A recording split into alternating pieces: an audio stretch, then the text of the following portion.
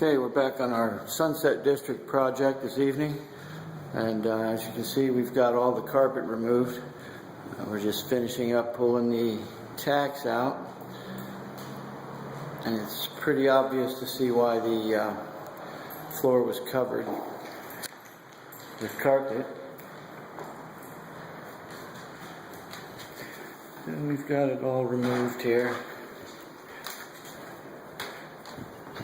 A lot of square footage, a couple of small repairs,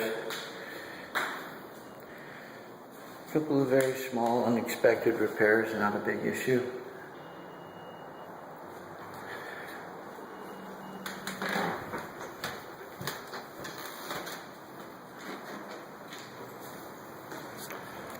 And we'll be finish coating it tomorrow evening once we've got it sanded, patched and repaired in the bedrooms.